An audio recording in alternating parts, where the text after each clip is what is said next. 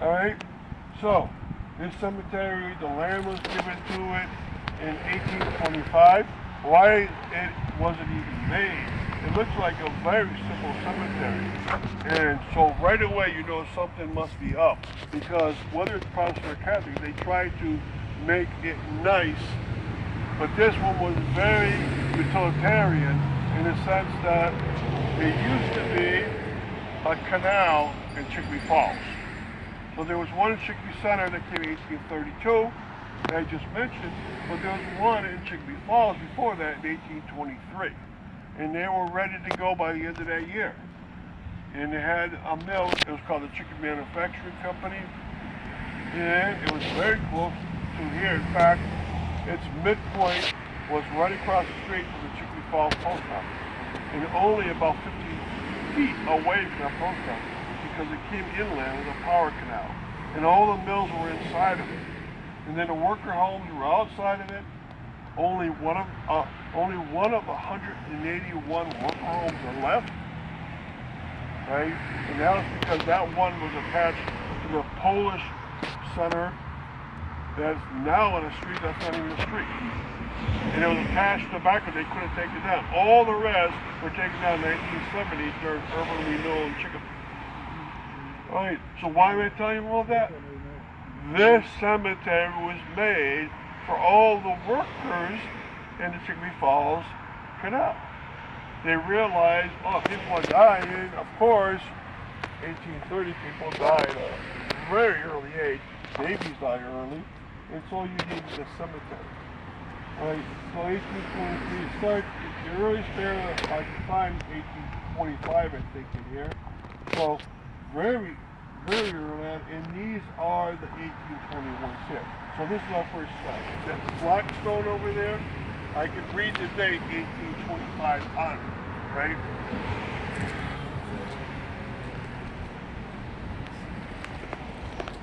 (1824).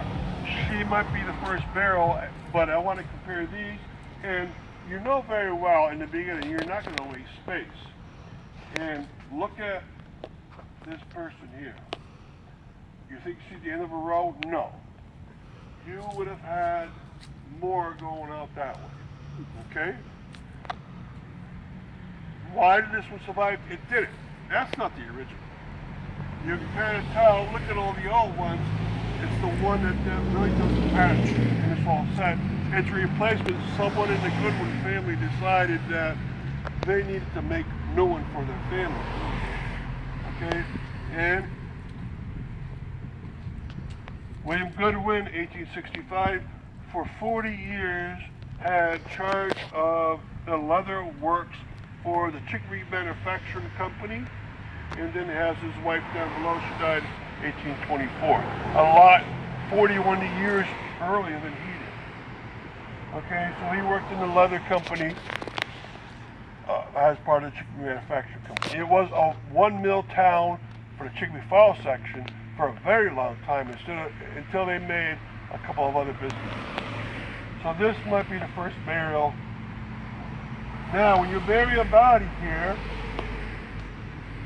from 1776 onwards, you bury a body so that on Resurrection Day, you would exactly face the east, and you would be able to rise your body upwards and see the resurrection happen.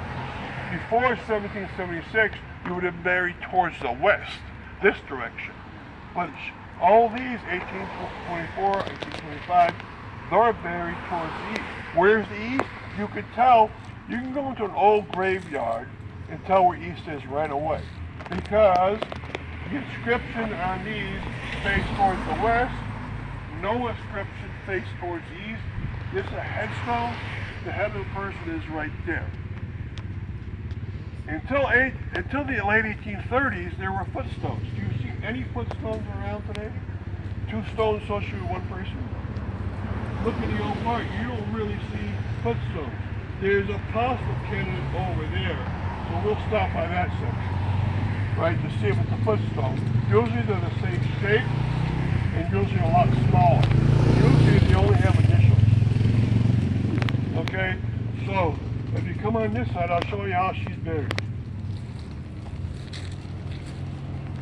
This one, the inscriptions go this way, which is correct. And if you look at this stone, is one of these stones wrong? Yes. This one right here might have toppled over at some point, and then when they picked it up and put it down in the slot, they put it the wrong way. All right. This is the right way if the person died before the Revolutionary War. They made the face torso rise up pointing towards the west. The difference is the Revolutionary War brought into society a mentality that you are worthy of God.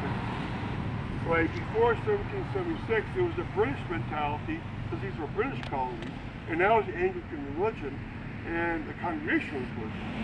And those two religions said you're not worthy of God. Jonathan Edwards in Northampton, Massachusetts, told his people, you are sinners in the hands of an angry God. You're not worthy of God, right? You could not see the resurrection. But a huge difference happened after the war. They said, forget the British, we have our own mentality. So the person is buried like this.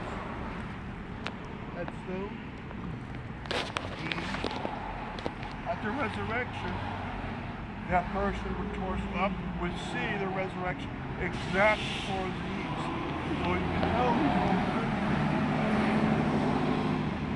can tell this old cemetery is where the east and west is very easy, as long as they didn't put things around too much.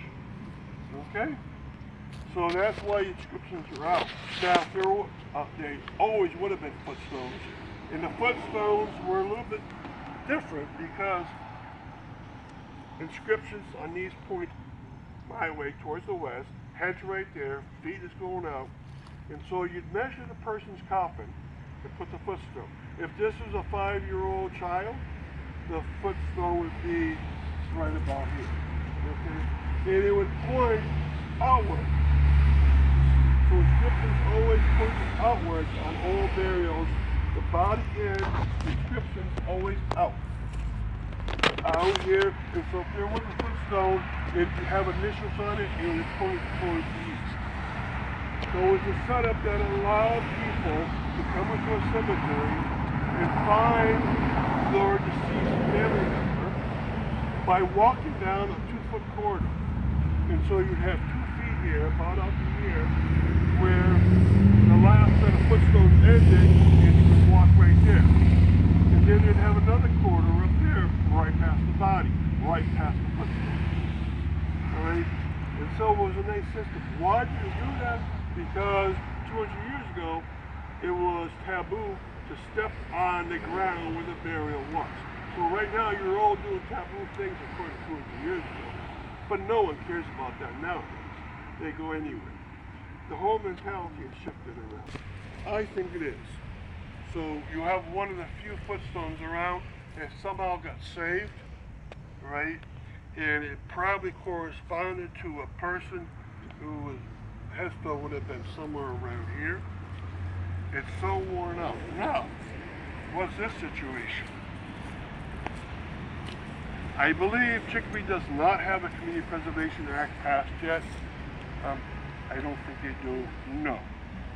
A lot of communities in the Connecticut River Valley have passed it. A lot of communities in Worcester County and in Berkshire County have not.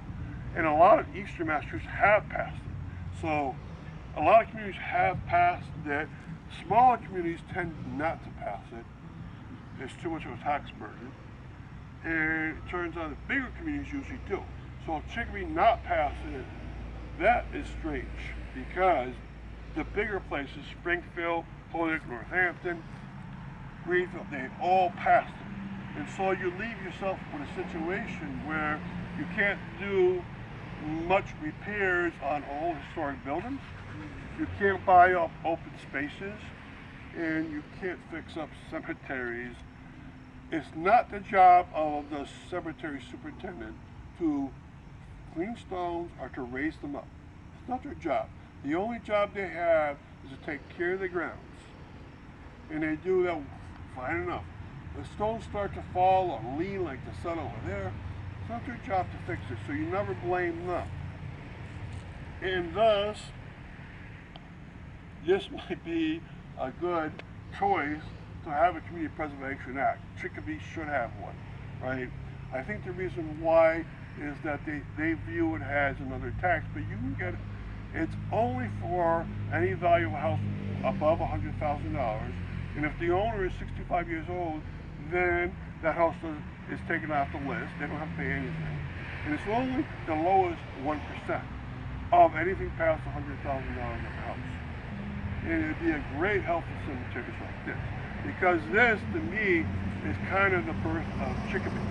The birth of Chicopee is not on, like, around the Chicopee Street Cemetery and church there.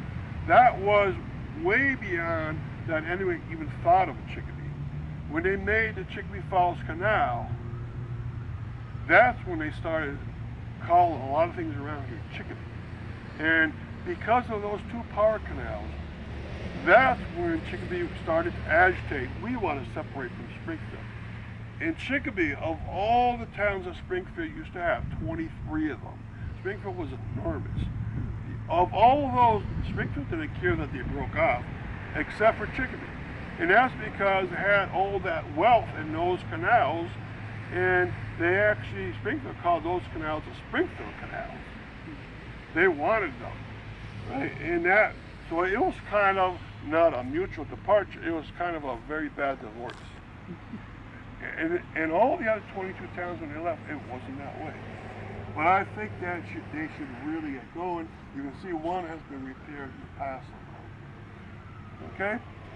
So let's go over to one of the big ones over here.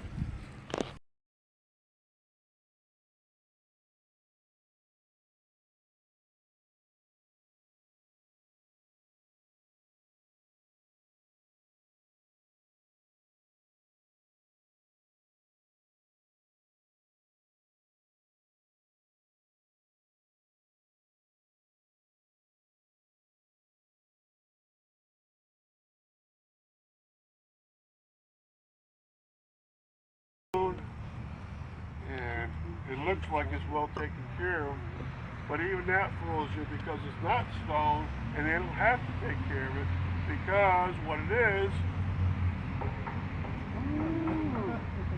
it's mostly made out of zinc, a zinc oxide, so that it doesn't need to be really taken care of because it's a metal that resists a lot of wear and tear and corrosion. And it has a year on this side to tell you when it was put in. It says 1879. Now if you look on it, how many of those people died after 1879?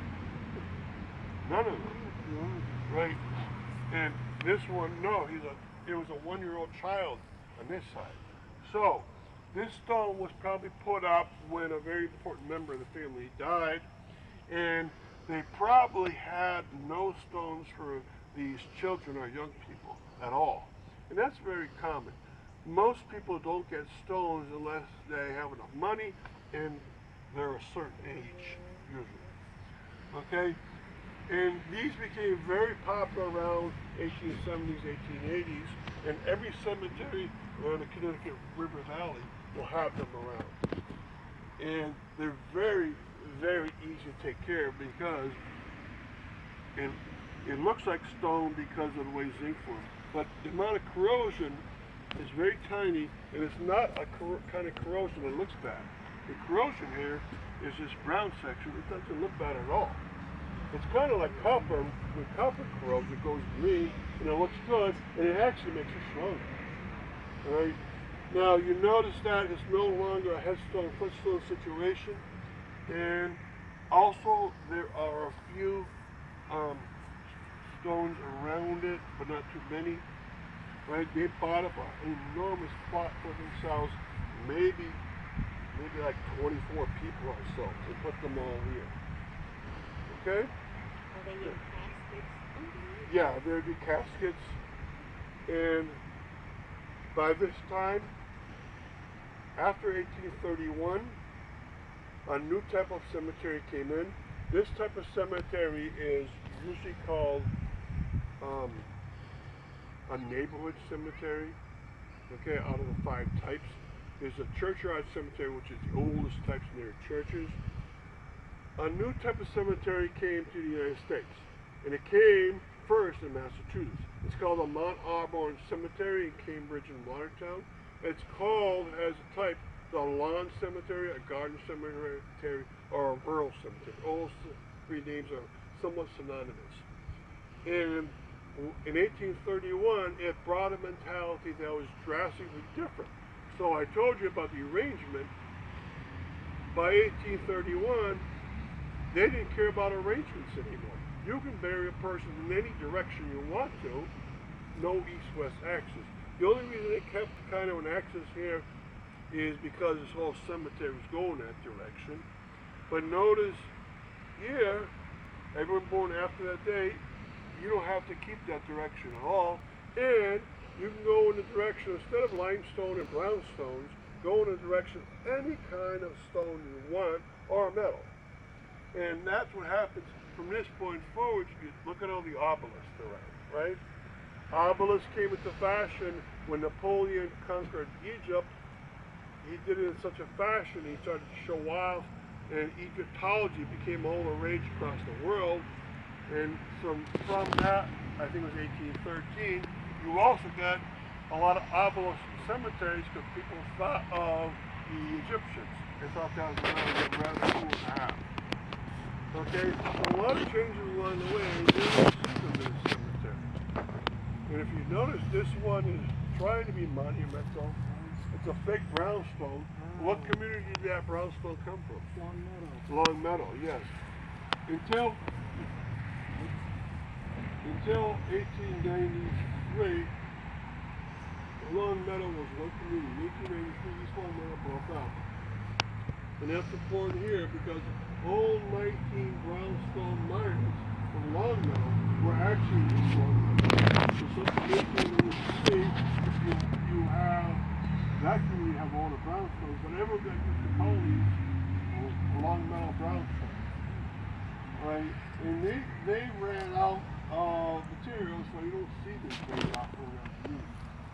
Now you notice on this one, here's the big monument. There's probably something on the top. I bet you there's a pin up there, and it's just going up. But if you start using these, you're going to have to start pointing out where people are buried. And these personal stones you see at the feet, they would have belonged to this family. They tell you where each member is being buried. So it's a really nice arrangement. Where's another Zig monument in the cemetery? You can tell by the color. There's one more. Where is it? Down there. Yeah, right. You see one? With the point. Maybe one.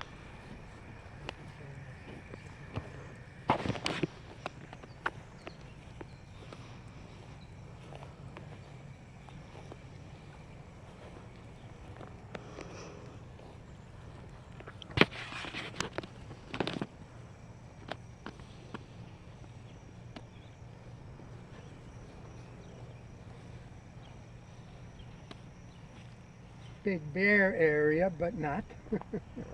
Yeah.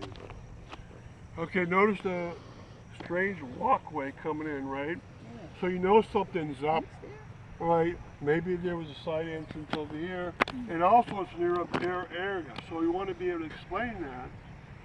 Well, every cemetery has to, especially Protestants, have to have a potter's field and then a baby section. Now this cemetery is in 3 pieces lengthwise by purchase time, or purchase year. We're at the very end of the first section that was actually given for free, okay? And it was given for free as a lease. And the lease says that you can have it for 299 years, and any portion you don't use at that time comes back to the family, right? But it's been used up, so that lease is negated. But they ran out of space. The mill, the Chicopee manufacturing company, kept growing larger and larger. You had probably 2,000 to 3,000 workers there, on any given workday. A lot of people were associated with it, and a lot of people started filling up the cemetery, of course. So what you're seeing is the original back of the cemetery, right here. This is the Potter's Field, right? This is the area people whose family are too poor to pay for a burial space are put here, usually in the back right of a Protestant cemetery. There'd be hundreds of burials here. You'd fit it all into this space. A burial only takes 7 feet by 2.5 for a doubt, and so you can suggest that a lot of burials are here. Some people later would come up with the money and say, oh, let's get a gravestone for our aunt who died 10 years ago. So stones started coming in here, like those three, and they would put them in. Now, if you look on the section over there, you see how you have another empty space on that side? So you go to the crosswalk and then you look mostly towards the left of the crosswalk, you have a second open space. The second open space in the back of the original cemetery is for the children, especially towards the left of the cemetery. And so those are little babies there. And they're put there either because of two reasons. The family might not have been able to afford it, or if they could afford it, they didn't want to pay for an adult plot and then have only a little child take up that plot. That was a lot of money. And so you have a baby section over there. Notice no stones there. 825, when the cemetery started, the death rate among children was incredible. Right? You can look at the burial records of 1900 and then look at how many deaths occurred in Chicopee, and you'll be shocked out of your mind because there were no shots to help you get through life. So there was no inoculations. Babies would take the brunt of that and would die at an incredible place. Why at such a high rate in Chicopee? Because the Chicopee worker homes were too close together. Same in Holyoke, same in Fall River, and same in Lowell. The big mill cities of Massachusetts took it on the nose and captured the children. People ask me, wasn't it horrible for the Irish to come over here? They're so poor, they had to work so hard. Well, at least they lived. At least their children's life got better if they survived, and their grandchildren became medical doctors and mayors. So they progressed in life. Who really took on the nose in these mill cities were the babies over 1 and 2 years old, because they got all these diseases which they couldn't fight off. And so you find big sections for the children. Horrible. Now, this cemetery was bought up in 3 plots going backwards. Usually cemeteries, when they buy extra land, they expand out to the left or right. So you'd find, if that was done in this cemetery, this is the first cemetery I've ever found where the expansion was back instead of towards sides. And there was almost nothing towards the sides, but they kept going back and buying land that way until you reach next street. So for that reason, the back of the cemetery changed twice more. So this is the first time. That means, since it's not the back of the cemetery, when you buy the next plot of land, you're going to find another plot of land back here where you start a new Potter's Field, a new baby section. You can kind of see it over there and over there. It started up again.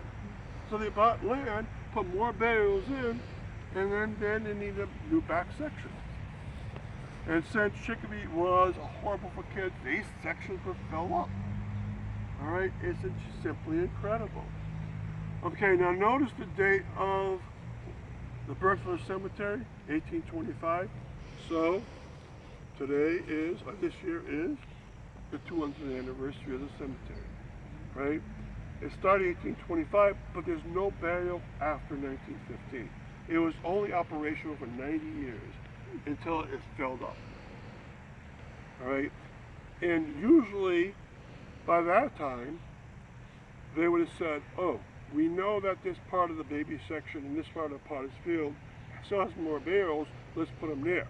They would have had plot maps, but they probably filled up those sections. So that means all these baby sections are filled. There's hundreds of babies in each one of the sections. Horrible, but that's the existence of a mill city. And Massachusetts was the center of the Industrial Revolution, and those children really took it on their own. That's a new college field, and that's a new big section that is starting to build up. This is the third purchase from this point on to the end fence. Is the last third purchase. So that means that the fence should be a new potter's field and a new baby section, right? And it kind of is a lot smaller, but by 1900, especially by 1920, cremations became very common. So that potter's field and baby section is not particularly big. All right, now this stone is very unique. Look, it's two forms of granite, a very light granite and a very black looking granite, all shined up. Right? And it has little personal stones on the same area in front of it. Okay, why am I stopping here? Well, this kind of stone was made by a company, and so you start having mass production of gravestones by 1880. You're leaving, I think, 1700s are the brownstones, 1800s, especially very early on, are the limestones, which you see plenty of around here, mostly. And then you start to see stones like this, 2 rows back with the 2, and then you start to see them. There's another zinc one to your right. So what are you starting to see? Mass production. Who mass produced them? Well, a very important company to the history of the United States, Sears Roebuck. So this is a Sears Roebuck gravestone, and you probably remember, if you were alive in the 60s, the big Sears Roebuck company catalog, thousands of pages, would come to you every year, and you'd buy it. It was wonderful. I would look through everything just because it was so cool to look at. Well, they did not include their gravestones in their regular catalog. So they had specialized catalogs, one for farm implements, one for gravestones. In the very beginning, when they started doing this in 1880, they must have had about 25 pages for that catalog. By 19 teens, when they're stopping, their catalog had grown to be about 80 pages long, only of gravestones. And one of their catalogs is on the internet, so I was able to look through. They'd have 3 types of gravestone every page, so they had about 200 types of gravestones. And people would look at it and buy them when they wanted. And they were very low cost for a good reason, because they were all made in Rutland, Vermont. And by 1880, trains from Rutland were very cheap. You throw something on like this, and you're only paying $1 for transport. Incredible. Nowadays, you probably pay about $800 for transport. Right? But in Rutland, the Sears Roebuck company will load them up, and they'd have it carved up there, brought down, and installed, all for about, this one they could have gotten it for about $12. And nowadays for marble, but you know, 100 years ago it was also known for granite, right? And so you had this situation, and once you know that, you start to look around. The one over there that's pink granite, you notice that has 2 shades on it. Almost any stone that has 2 shades on it is going to be a Sears and Roebuck gravestone. You look twice back, and then you see a few more. Incredible. But the whole mentality is changing. Notice that as the cemetery bends around, they don't care about the east-west axis anymore. It starts to face the road. But that was long gone anyway. Okay, so a couple more stops. Any questions at this point? What are the little stars with the JR? What is that? That's the Grand Army of the Republic. That was a fraternal group for the Northern military men who came back after the Civil War. So 1861 to 1865 is the Civil War years. So William Everts was in Company K of the Connecticut Regiment. Wonderful. Look what happens to marble with time, though. It gets worn out. The cemetery bends around, and it does so nicely. It's ever so slightly narrow, but you see the direction had forced the stones to go in another direction. But by then, they could care less what direction the body's on. They could care less where the stones are pointing, right? And a different style of stone is starting to come around. Stones that are mass produced by a lot of other makers too. And so you're starting to get into the modern look, right? The 1900 up to 19 teens look, where you have like Kentfield. You know, when these manufacturers start to buy, these are when the monument builders become the locals, in the sense that they take up stores and they buy their monuments and they have stores where you can walk around. That happened about 1900. So at that point, the kind of stones explodes in variety, incredibly so, because you're not restricted by the local manufacturers, local stones. You're not restricted by buying on the catalogs. Now you can buy all these different types. You don't see as much variety here because it doesn't keep going past 1915. But if this were into the modern day, you'd see such incredible variety. Black stones, and you know, some that are really different shapes. But you can see that variety is starting to happen finally. Even stones that are flat against the ground. Okay? Now, I told you the last burial was 1915. Here are two that took place after. I think what's happened is, look how they ended a cemetery here, right?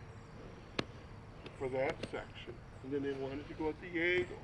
And so they started it over there at this new angle. And then they left this wedge here, right, without being used. And probably only because that the superintendent said, oh, let's do it that way. But now these kind of things can be filled in. When I say that there has not been a plot bought since 1915, it's true. Probably they bought this plot for this, Faith Bush, 1912, but her parents, probably here, would be buried long afterwards. So people could still be buried in the cemetery. It's just so that's the modern Pottersfield and Baby section. Very tiny though, because it didn't have to be big anymore. They started cremating a lot of these youngsters. Okay, so these are the two stones we're looking at right here. And tell me how they died. Well, you gotta look at the front of it.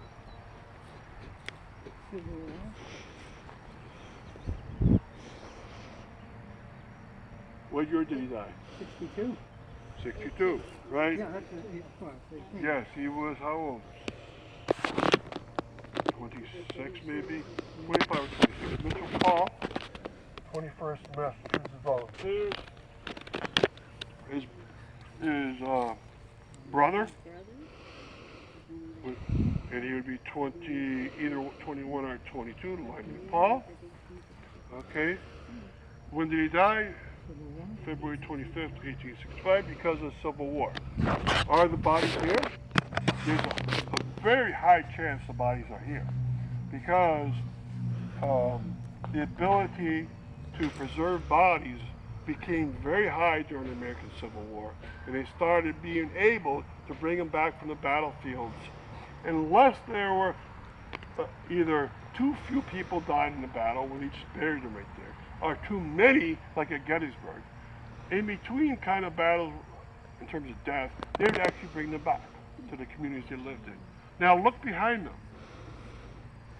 The same people are honored again. Okay? So you have their ages back there, 23 and Mitchell. So what these are stones given by the federal government. Around the year 1900 up to the present day, they've offered to every family that lost a member in a war, or that didn't lose a member. If you lost a member in a war, you get these stones for free, installed and transportation all for free. If you didn't, then you pay a small fee, so if they're a veteran that survived, you can get these put in. Why?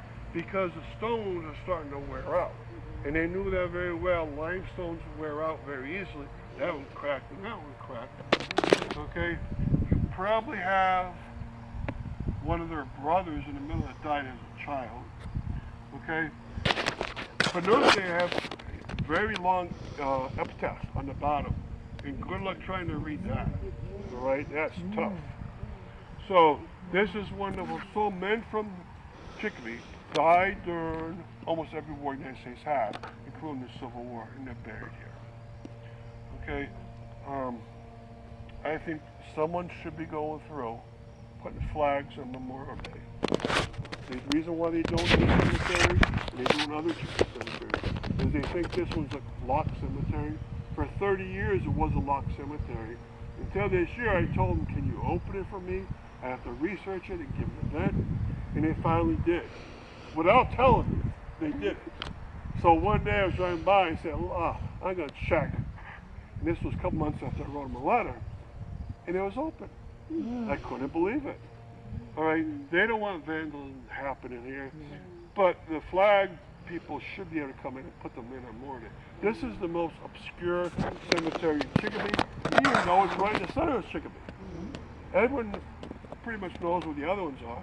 This one you drive by and you hardly think about it.